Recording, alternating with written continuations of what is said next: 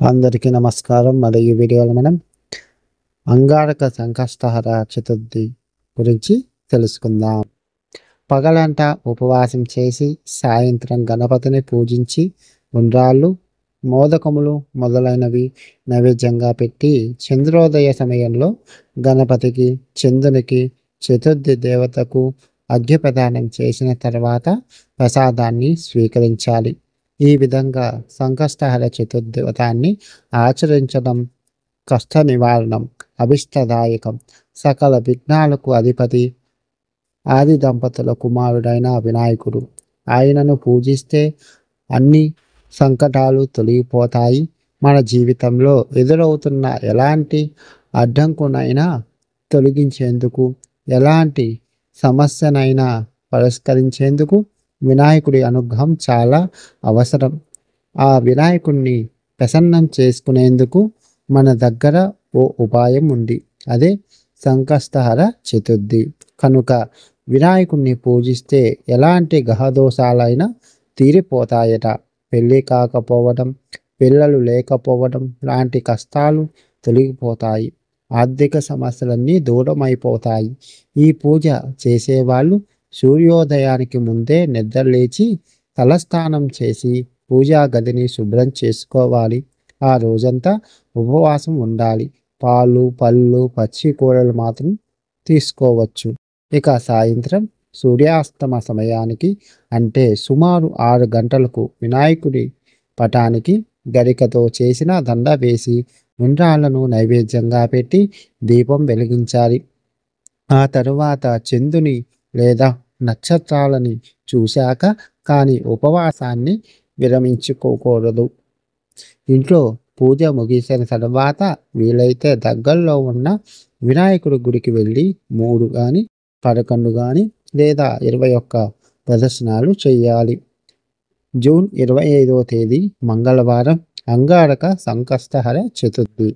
ఒకవేళ సంకష్టహర చతుర్థి మంగళవారం కానీ వస్తే దానిని అంగారక చతుర్థి అని అంటారు. అలా కలిసి రావడం చాలా విశేషమైన పర్వదినం. అంగారక చవితి రోజున గణపతిని పూజించటం, ఈ వ్రతం ఆచరించటం వల్ల జాతకంలోని కుజదోషం సమస్యలు తొలగిపోవటంతో పాటు చేసే పనుల్లో సంకటములన్నీ తొలగి సఫలంతో చేకూరునని ప్రతీతి.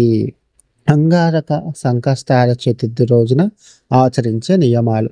ఈ రోజున అనుచరులు పాక్షికంగా లేదా పగటిపూట ఉపవాసాన్ని పాటిస్తారు. మరియు రోజంతా పండ్లు, కూరగాయలు మరియు వేరు మొక్కలను మాత్రమే తీసుకుంటారు.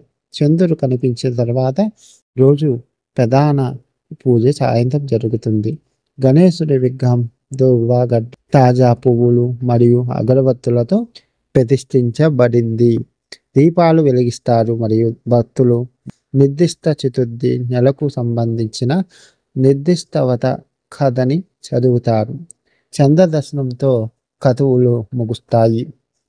పూజ సమయంలో దేవుడికి మోదకాలతో సహా ప్రత్యేక స్వీట్లు లేదా నైవేద్యాలు సమర్పిస్తారు. కథ పఠనం మరియు హారతి తర్వాత ఈ మిఠాయిలను ప్రసాదంగా పంపిణీ చేస్తారు. గణేశుని ఆరాధించడంతో పాటు సంకష్టి చతుర్థి నాడు చంద్రుణ్ణి కూడా పూజిస్తారు.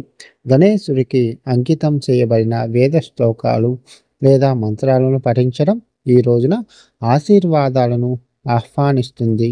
భక్తులు ముఖ్యంగా గణేశ స్తోత్ర, వక్రతుండ మహాకాయ మరియు ఇతర ప్రార్థనలు సంకష్టి చతుర్థి నాడు జపిస్తారు. ఈ వ్రతం వల్ల ఏది కోరినా సిద్ధిస్తుందని ప్రతీతి. ఈ మొత్తం ఆచరించడం కష్టమని భావించేవారు ఉపవాసం చేసి సంకష్ట నాశన గణేశ స్తోత్రం చదివి దగ్గరలో ఉన్న గణపతి ఆలయాన్ని సందర్శించినా సరిపోతుంది. ఉపవాసం కూడా చేయలేని వారు కనీసం 4 సార్లు శ్రీ సంకష్ట నాశన గణేశ స్తోత్రం పఠించడం ఉత్తమం. ఓం గం గణపతయే నమః. ఈ వీడియో మీకు నచ్చినట్లయితే ఈ వీడియో లైక్ చేయండి, షేర్ చేయండి, మన ఛానల్ని సబ్స్క్రైబ్ చేయండి. సర్వేజన సుఖినో భవంతు.